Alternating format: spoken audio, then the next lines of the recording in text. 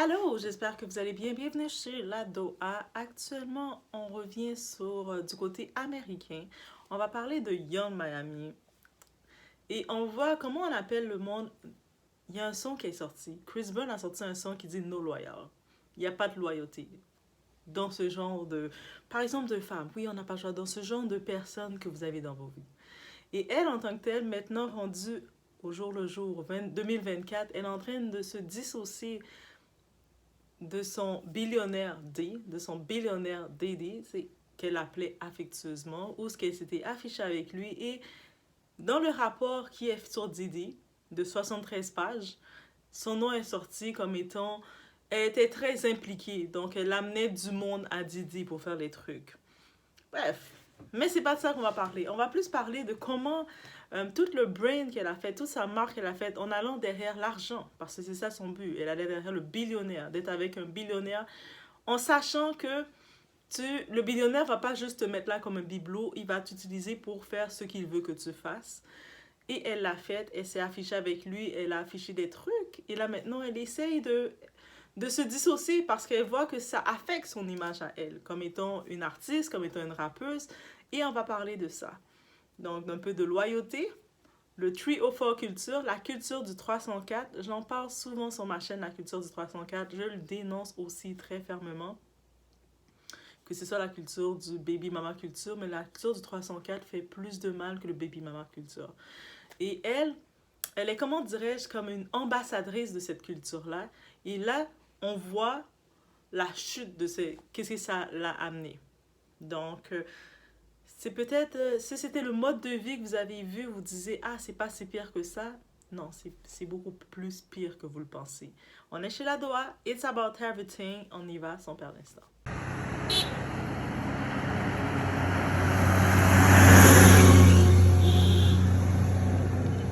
C'est bon, allez. On y va comme ça dans un topo qui est Young Miami. Young Miami, c'est une rappeuse. Entre parenthèses aussi, elle est la filleule ou la filleule artistique de la rappeuse Trina. Trina qui est-elle? C'est une rappeuse, elle a une carrière de près de...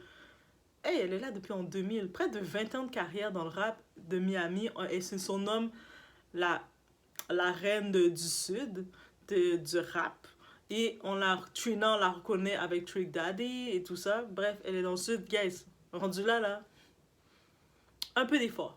Mais c'est Young Miami. Young Miami, elle rappe aussi. On va dire que Young Miami, c'est comme le bébé des Nicki Minaj, Cardi B. Donc, c'est avec toutes les autres petites rappeuses comme les Lato, Ice Spice, tout ce genre qui arrive, c'est les rappeuses de ce même calibre-là, ce même visuel-là. Elle a fait un groupe avec son ami, GT. Ils ont fait le groupe qui s'appelle City Girls. Justement, leur nom de groupe ils représentent tellement l'emblème du trio fort, du haut culture, la culture du haut, que leur nom qu'on dit, on utilise le terme She's belong to the street. On sait qui est venu qui a popularisé cette phrase-là, c'est le chanteur Future, qui popularisé quand il dit quelqu'un comme perds pas ton temps avec elle, comme he belong to the street, ça peut être un homme, il va pas investir avec lui là, c'est un gars du street, comme ça veut dire que il y a pas de sérieux avec lui, tu peux pas envisager une relation sérieuse, mais pour ce genre de femmes là aussi, donc ce sont eux autres, ils ont vraiment manifesté ce mode de vie du fast life de un gars s'intéresse à toi mais il doit te payer. Fais-le payer, fais-le dépenser des 400 $. Peu importe que tu l'aimes, que tu l'aimes pas, fais-le payer. Donc, ils ont vraiment mis en avant cette culture-là. Et c'est dangereux, mais ça semble fun. On sait que avant que Diddy ça commence à chauffer pour Diddy, ça a continué de chauffer pour lui. Il avait sorti un son pendant l'été 2023, Act Bad. Mais quand on écoute le son Akbad, ça dit complètement c'est quoi que ça représente, la culture qu'ils ont faite. C'est tout le remix de leur culture. Akbad. C'est tellement plus fun d'agir mauvais. Depuis que le gars te paye, peu importe ce qu'il fait, il peut être un gangster, il peut être un scammer, n'importe quoi. Depuis qu'il te donne un peu d'argent, il te met un peu d'argent sur toi. The White Girl, Akbad. C'est cette culture-là. C'est la culture. Et eux autres, c'est l'emblème de ça. Donc, au-delà de faire la musique et puis chanter, ça peut être un rôle. On peut s'arrêter que c'est juste un petit rôle qu'elle fait. Mais dès qu'elle a fait sa première association publique avec Diddy, parce que on la voyait de loin un peu dans les blogs proches de Diddy. Sans être officiellement avec lui, le monde était comme, oh, est-ce que c'est la nouvelle girl de Diddy? Sans trop savoir.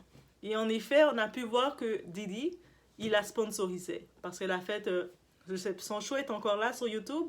Son podcast, ça s'appelle Carisha Please. Carisha Please, son nom, Carisha.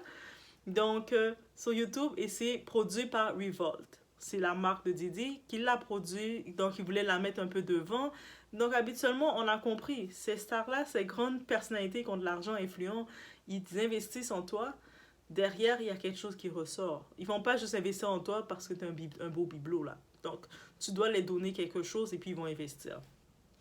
Donc, qu'est-ce qui arrive, où est-ce qu'on va parler de ce sujet-là? Elle fait son podcast, elle invite différentes personnalités comme Trina, elle invite des personnalités à venir parler avec elle, poser des questions, et puis ils prennent des petits toasts de drink, vous comprenez? En plus, ils font le placement de produits pour les alcools de Didi, on peut imaginer. Donc, en même temps, ils prennent des shoots à chaque fois, et puis ils se laissent aller, ils parlent, comme si ça serait une conversation having fun. Like, elle et son invité, ils parlent, posent des questions, parlent-moi, tu sais, en vrai, son podcast était très sympathique. Bon vibe, très sympathique. Je trouvais sa personnalité aussi très sympathique. Dans son premier podcast, c'était très mal... C'est comme hardcore pour elle. C'est très maladroit pour elle. C'est là qu'on a confirmé que elle et Didi, ils avaient une relation, mais c'était pas officiel. Quand elle essayait de faire Didi dire devant les caméras, qu'est-ce qu'on est? Tu sais, c'est comme, tu m'amènes voyager, tu me donnes l'argent, tu me fais des cadeaux, mais c'est quoi que je suis pour toi? Et lui, Didi, il insistait comme il est, comme tel qu'il est, parce que ces hommes-là, ils savent qu'est-ce qu'il était pour eux. Il disait, on est des amis. Vous avez toutes vu ce passage-là. Vous avez toutes vu. Allez regarder, c'était... N'importe qui, on était malaisant. C'est un malaise pour elle. J'étais comme, oh my god, girl, stop, coupe-le, change de sujet, parle de quelque chose d'autre, parle de je sais pas trop quoi.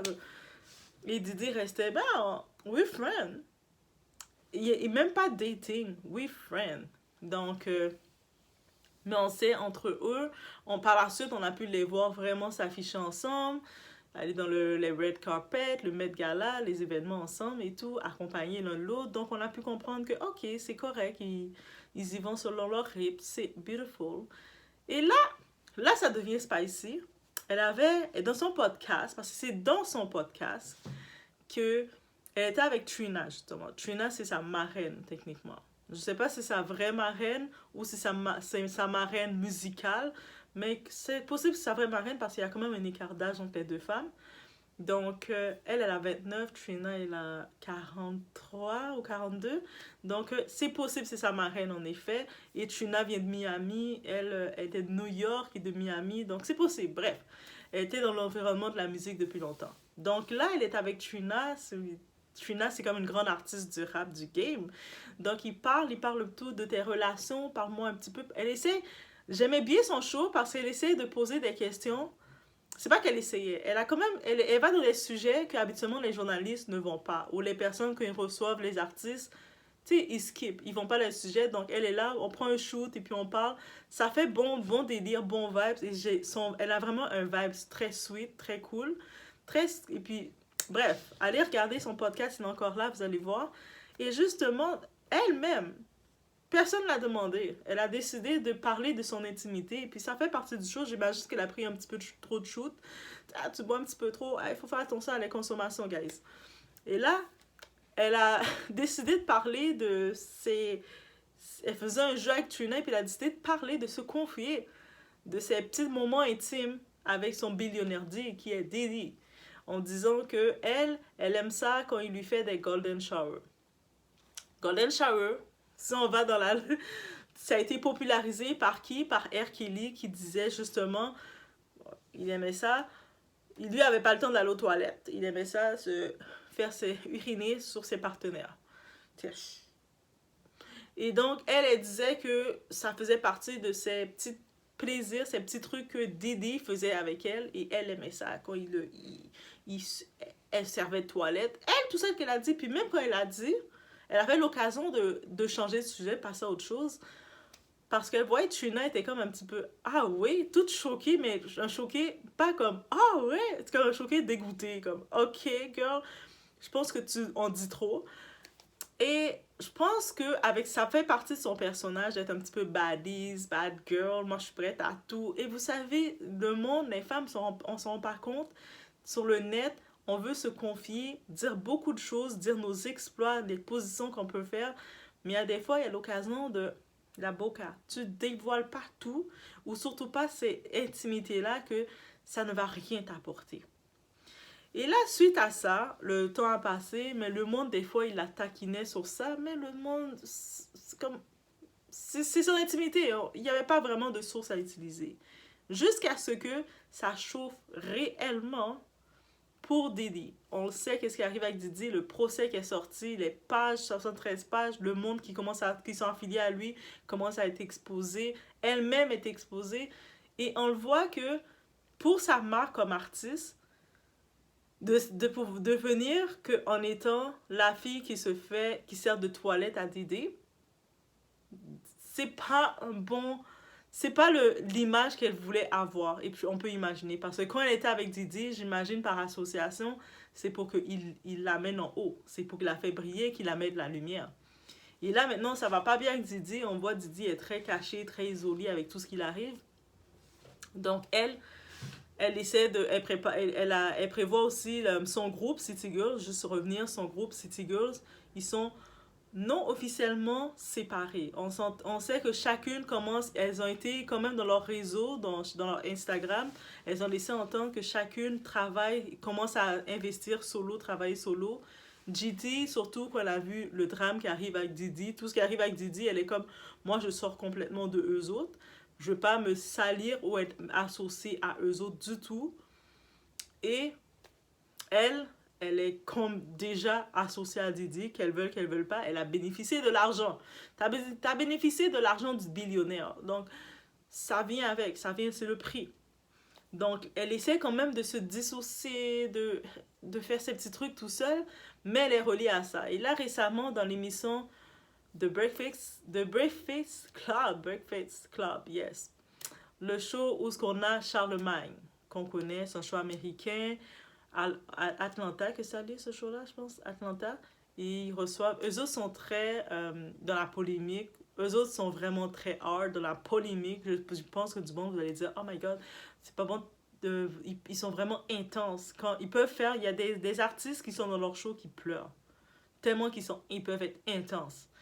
Donc, là maintenant, elle essaie comme de briser cette image-là en disant, mais non, c'est pas vrai, j'ai pas...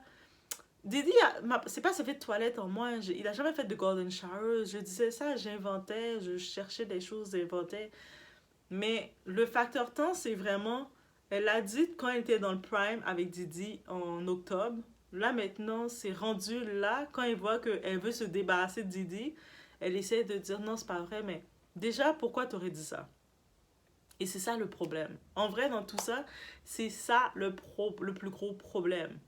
Que de vouloir trop exposer des choses qu'on n'a pas c'est pas nécessaire d'exposer, comme de vouloir parler des positions, des trucs, des fétichistes que tu as fait avec ton gars. Ça te regardait. Bien sûr qu'on sait qu'elle était avec Didi, on sait que Didi il est cranky là, tu sais, c'est sûr qu'ils vont faire les choses qu'ils doivent faire, mais nous on n'avait pas besoin de voir ces images là. Et puis elle a vu qu'après avoir dit ça, sur le coup, elle était protégée par Didi, donc elle ressentait pas les répercussions, même si le monde disait, revenait sur ça, ah, mais ça ne causait rien. Maintenant qu'elle est plus associée à Didi, Didi ne peut plus la protéger. Didi l'a donné l'allocation. Il a donné 250 000 par mois d'allocation. Vous pensez qu'un millionnaire comme ça, un billionnaire comme ça, un homme qui vous donne autant d'argent, c'est juste pour vos beaux yeux? C'est sûr qu'elle faisait un travail aussi. Donc là, maintenant, il a coupé l'allocation parce que là, il ne peut plus donner d'argent à personne comme ça. Là l'argent qu'il peut garder, il va le garder pour lui et pour ses enfants. Il a combien? 6 7 enfants?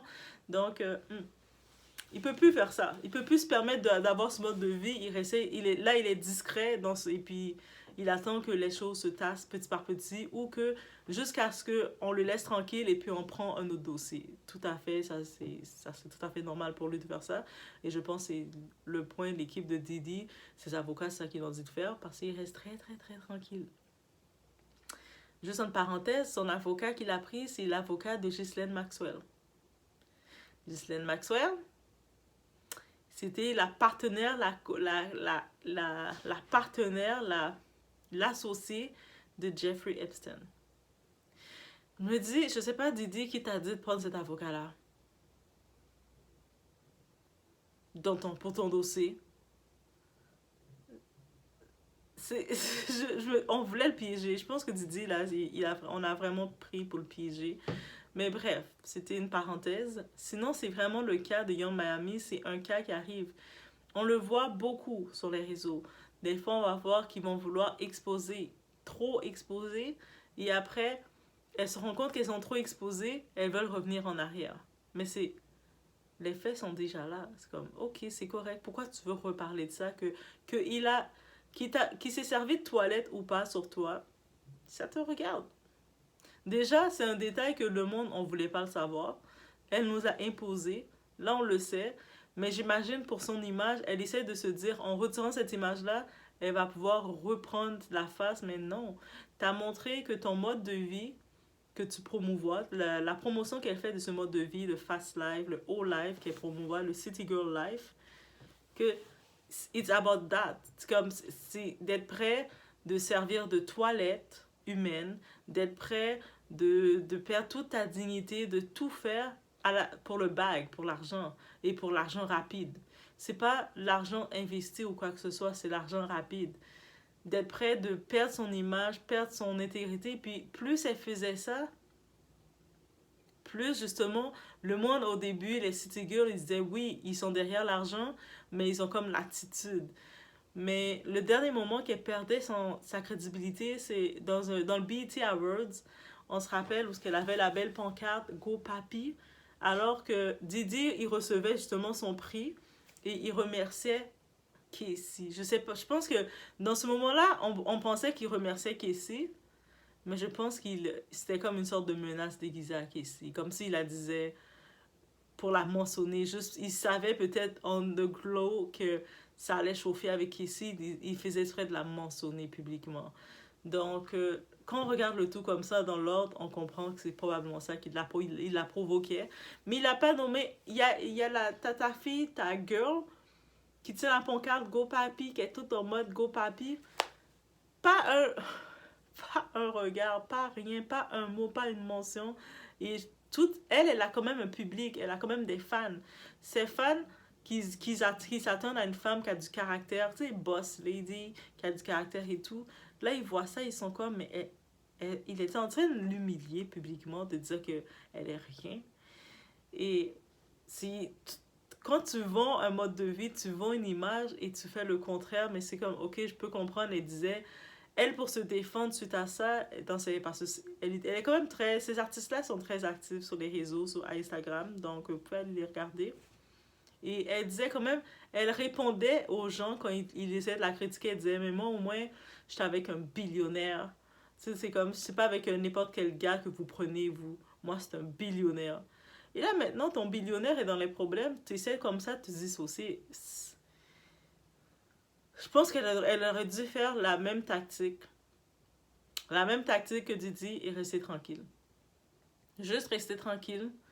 Et puis, à un moment, tu reviens. Peut-être c'est sûr, le fait qu'elle a exposé tout seul ses affaires, parce que c'est ça le problème, elle s'est auto-exposée et ça revient contre elle et elle essaie de retirer son expose, mais vous pouvez aller voir Caresha Please sur YouTube, dans son podcast, quand elle est dans l'entrevue qu'elle fait avec Trina, elle le dit tout seul. Et même la face de Trina était... T'avais pas besoin de dire tout ça. Comme elle disait, ok, t'es sérieuse. À un moment, Trina l'a dit, est-ce que t'es sérieuse? Tellement qu'elle avait pas besoin de dire tout ça. C'est-à-dire que elle le disait parce qu'elle voulait donner cette information. Elle était fière. Pourquoi t'es plus fière maintenant? J'avoue qu'il y a plus de 250 000 $ par mois. C'est sûr, c'est une raison de ne plus être fière, je peux imaginer. Mais je pense que dans le procès de Didi, les 73 pages, Il y a beaucoup plus que d'avoir été servi de toilette à Didi, qui était son partenaire, elle était consentante. C'est minime face à ceux qui sont bien, parce que son nom ressort comme étant, elle prenait ses fans, elle les amenait pour servir les besoins de Didi, son patron ou son gars, je sais pas comment, son billionnaire. Donc c'est beaucoup plus grave, ça, ou des fois aussi Didi, on dirait, il aime ça observer. Donc, ça, c'est tout dans le 73 pages que Didi reste assis. Et puis, il la faisait faire des actions avec d'autres personnes. Donc, ça, c'est une chose. Elle était consentante, c'est correct. Mais, moi, je pense d'être dans le 73 pages, d'avoir pris ses fans, d'avoir pris du monde pour l'amener dans les fêtes de Didi. Mais pas les fêtes comme faire la fête et ouh, ah, ah, on s'en va chez nous. C'est les fêtes, les Didi parties, underlow parties. Donc, je pense que c'est plus grave, ça, que ces positions, ce qu'elle a fait avec lui. Parce que, tu sais, on s'attend qu'elle fasse de quoi. Mais qu'elle l'expose, le monde, c'est ça, il la taquine un peu sur ça. Ah, il t'a servi de toilette, il t'a fait un golden shower. Mais c'est rien, hein. Mais quand je dis que c'est rien, c'est pas que c'est l'action, mais c'est pas de ça que, étant quelqu'un de son équipe, j'aurais dit, il y a Miami, c'est pas de ça que tu dois t'inquiéter de nettoyer. Tu dois essayer de te faire petit parce que ton nom est sorti dans le procès d'Eddy. Que tu lui amenais des gens. Ça, c'est plus grave. Donc, laisse tomber que tu servais de toilette ou pas. Ça, c'était entre vous. Là. Si tu as fait ça, si pour ton 250 000 $ qu'il te donnait chaque mois, c'était correct pour toi, it's you. C'est comme. Mais c'est pas ça l'inquiétude. Bref, c'est ça que je voulais dire de tout ça. Donc, ça en vient encore avec ce mode de vie fast life, le mode de vie, euh, les OnlyFans, les memes facilement, faire l'argent rapide. Ah, de tout, je vais aller rencontrer le gars rapide, il va me donner de l'argent. C'est comme. Vous pensez réellement dans la vie que quelqu'un vous donne quelque chose sans recevoir quelque chose en retour? Des fois, et ça, c'est juste, on va aller rapidement sur le point spirituel. Quand quelqu'un, des fois, peut vous donner quelque chose qui peut sembler un cadeau, si vous n'avez pas médité sur le cadeau, vous êtes juste dans la part du gain, vous ne savez pas qu'est-ce que la personne prend de vous. Il prend votre paix, il prend votre lumière, il prend beaucoup plus de vous que vous pensez. Vous pensez que la personne vous a donné un 250 000, waouh, c'est beaucoup. Mais lui, derrière, qu'est-ce qu'il t'a pris? You're never gonna be the same. Et puis justement, quand Casey Ventura a dénoncé ça, parce qu'elle a, elle, de 19 ans jusqu'à... Elle a fait 10 ans avec lui, avec Didi. Oui, il a donné de l'argent. Oui, il l'a amené dans les gros restaurants. Oui, il faisait plein de choses comme ça pour elle. Même si elle a pu trouver un mari, elle est avec son mari, elle a ses enfants. Mais, she's never gonna be the same again. Elle va jamais être la même personne encore. Et ça, c'est un fait, c'est une réalité qu'il faut être conscient. Donc, bref, je vous laisse sur cette méditation. Donc, ce mode de vie que on voit les rappeuses, les Ice Spice, même on aime Cardi B, on aime Nicki Minaj, on aime toutes ces rappeuses-là qui nous vendent du rêve, qui sont en train de montrer que c'est twerk. La vie, c'est d'aller, puis de shake, courir, aller faire son BBL, aller faire son deuxième BBL. Les influenceuses aussi qui vendent ce mode de vie, on les voit poser devant des machines, devant les restaurants. On les voit là dans le VIP avec des vêtements de marque, montrer leur sacoche. Mais derrière tout ça, là, le prix pour avoir tout ça, c'est un vide mental. Si ton esprit est abusé complètement, et puis il faut s'en rendre compte, on doit avoir ce déclic. Parce que si maintenant on voit qu'elle est rendue, elle essaie de s'échapper de ça, de se dissocier. C'est pas pour rien qu'elle veut se dissocier. Même si il pille en eux, ça a été fait. Mais elle veut s'en dissocier parce que elle se rend compte que c'est pas beau dans son CV, là. Dans son CV artistique, c'est pas comme un beau point. Et même après Didi, elle a 29 ans, là. Comme, elle peut... Là, on dit toujours, OK, on s'amuse, amusez-vous, amusez-vous, amusez-vous. C'est comme, c'est pourquoi s'engager quand on peut s'amuser as we want, et puis après, on va prendre un bon gars. qu'est-ce qu'on disait pour le dossier Lori Harvey? Ah, mais non, elle est beaucoup trop jeune pour, tu sais, Mike Kirby aussi est égoïste. Il veut la marier, il veut la mettre au sérieux, la stabiliser. Elle est encore là pour trip et s'amuser. Et quand elle a fini de bien s'amuser, bien triper, bien tourner un peu partout, elle va aller, elle va prendre un bon petit gars. Oui, c'est sûr qu'elle a des positions pour prendre elle va prendre peut-être un universitaire, prendre un gars qui a rien à voir dans le domaine et tout ça. Mais tu sais, là, de 25 qu'elle avait, là, elle a quel âge? Elle a 27. Ça approche, là. Et puis, elle a quand même un antécédent de beaucoup de types, beaucoup de mecs, beaucoup d'hommes. Là, maintenant, elle essaie de rester de ce branding un peu. Mais tu sais, qu'est-ce qui arrive? Le message que ça envoie, c'est faites tous vos délires. Après, quand vous arrivez pour du sérieux, claquez des doigts, le sérieux va venir. Peut-être pour des cas comme Laurie Harvey, elle est quand même plus en position de trouver, elle va trouver quand même un bon petit, un étudiant, le fils d'un tel qui a étudié à Harvard, qui était tranquille, qui faisait sa vie, puis elle va prendre un économiste, quelqu'un qui, dans les finances, un petit, quelqu'un qui est qui travaille, qui est pas trop, et puis on va l'entendre qu'elle est mariée, puis that's it. Comme on a Sophia Ricci. Elle était avec, elle a fait une vie, elle a fait une relation catastrophique avec qui? Le père de, avec Scott Disick. Catastrophe. Et puis dès qu'elle a laissé Scott Disick, elle est tout de suite allée, elle a pris un fils de grande famille, de riche, de whole money, et puis elle s'est mise avec lui, puis c'est tranquille. Elle a changé toute son esthétique. C'est, non, mais madame, laissez-moi tranquille. Mais oui, c'est sûr qu'il y a ces possibilités-là, mais ces rappeuses-là, quand elles nous vendent, ces rappeuses, ces influenceuses, ces personnalités, qu'est-ce qu'ils nous vendent maintenant? Le fast life, allez, faites des city girls de vous, et après, tapez des doigts. Pour eux autres, ils ont plus les opportunités de taper des doigts après, puis ils prennent quelqu'un, mais hey, c'est pas ça pour tout le monde, là. On doit être conscient de ça aussi, là. Pour nous, quand on se retrouve dans la réalité, it's not gonna be the same, là. Souvent, on va se retrouver avec les traumatismes de toutes ces relations, les échecs, les échanges spirituels, il y a tout ce qui vient en compte. Ah, est-ce que ça vaut vraiment un coup? Oui, vous allez dire, ah, mais le gars me donne l'argent, c'est bon. Eh, ton âme vaut plus que de l'argent, man. Donc, je laisse sur ça, c'est sur cette réflexion. On se voit aux prochaines vidéos, gars.